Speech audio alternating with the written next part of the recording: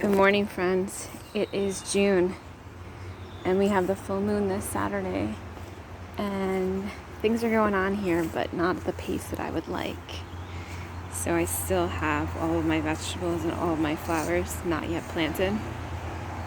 It's been warm. It's been 80 the past few days, and I really want everything to get into the ground because it is not happy. But when you have to wait on someone else to get things done for you, this is kind of what happened. So I wanted to show you, these are the bare root strawberries I got from my gardener that came last week, and they're doing well. They're acclimating well to this area that I cleared out. This had all these invasive yellow irises in it, and so I'm trying to be really cognizant of only planting things that are medicinal and edible that I'll actually use.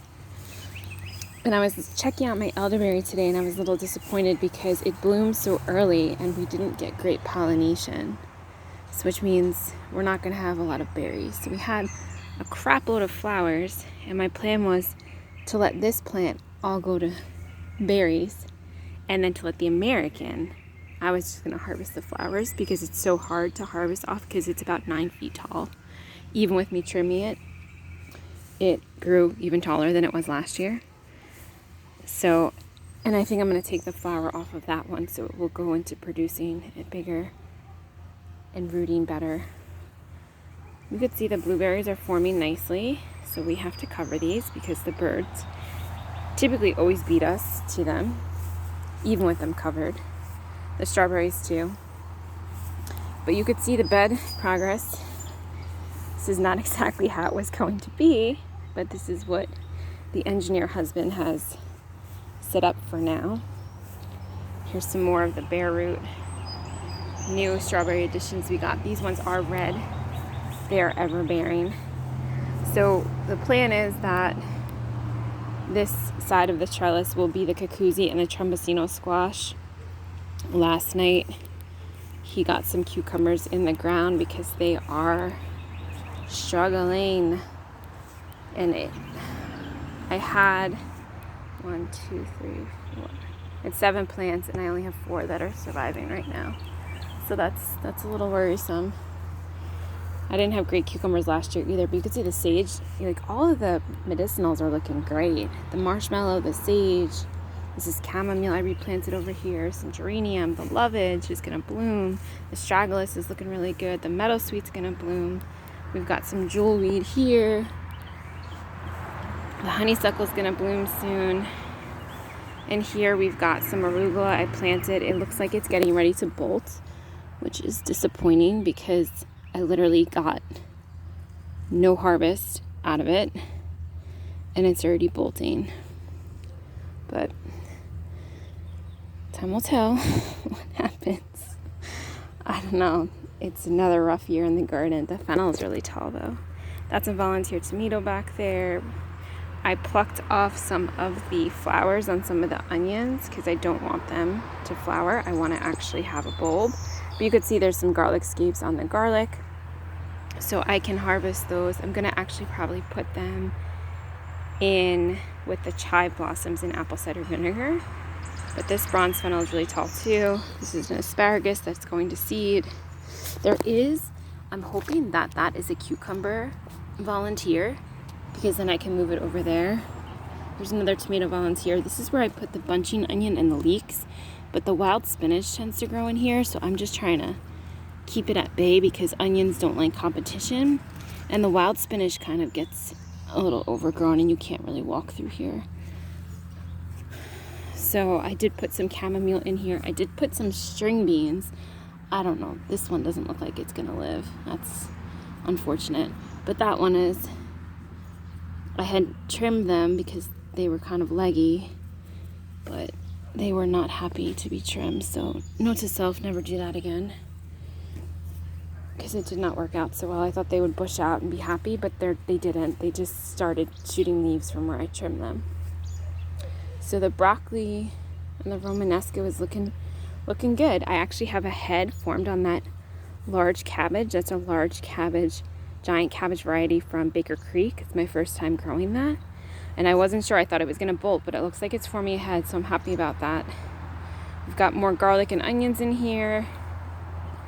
So the game plan is to get the tomatoes in here again in this bed. And in this bed, the rest of the tomatoes and the peppers. And then in the earth boxes, I'm going to, I got sweet potato slips in the mail yesterday. They're not looking so hot. They're not as big as they normally would be. So it seems like everyone is struggling because the ones I'm growing inside are only a little bit smaller. So I paid a lot of money. I'm not too happy about that. But you can see the peonies are all in bloom. We've got some of the irises still going. That one is from a friend's house. But it just smells so exquisite. This is also from a friend's house. Right? You like free plants, you trade. I have a lot of these purple ones. Other people don't have them, so I traded. This is our St. John's wort. It's looking great. I have some more coming up that I sowed this year. Hellebore, the coral bells. I got in here, I finished weeding some mugwort. Oh, there's a few I missed, but you know what? It's okay. It doesn't bother me like it bothers my husband. Miss Kim's is done.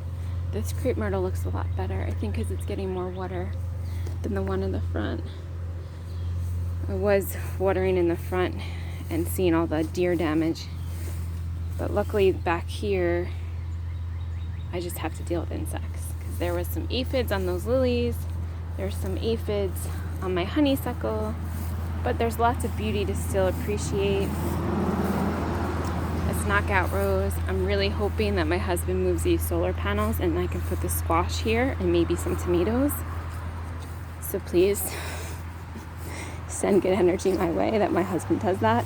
This is our knockout rose, and I was happy to see that it actually has some babies in it. Not knockout, rugosa rose, which is medicinal, and so I'm going to plant that over by the raised beds. The goal was that was supposed to be planted 2 years ago. So, you know, see what happens this year. The butterfly peas have really been a disappointment. They're not growing. They're hardly growing. And I really wanted them again to make herbal teas, and the seeds were expensive, and I don't know. We have lots of flowers on our peas, but still no peas, much to Bee's dismay. She looks every day like, Mom, you gonna give me a pea? I'm like, there is none. Chamomile's looking okay. The perennial herbs are looking great. The strawberries, I think I disturbed them too much, but we got some lettuce. Again, I thought about planting some more, but it's going to be so hot and it's not going to grow. It's just going to bolt. So I'm going to save my seed for later in the season, and we'll hope we'll get a harvest then. But these are the sweet potatoes that I had grown in the house. These are some potatoes we started in the basement, and they got like a jump start, which is great because they usually take a long time and I don't really get a great harvest from them. So hopefully this year, because we started that stuff early, we'll get a better harvest. So these are the sweet potato slips that came yesterday. They're looking a little bit better, but still a little rough. So I'm going to give them another day to soak in the water. And then for the full moon, we'll do all of our planting. Fingers crossed. But that's what's going on here, guys. So happy full moon, happy planting, happy spring, happy daylight. I'm going to do a rain dance because hopefully we'll get some rain this weekend. And that's where we're at. So talk to you guys soon.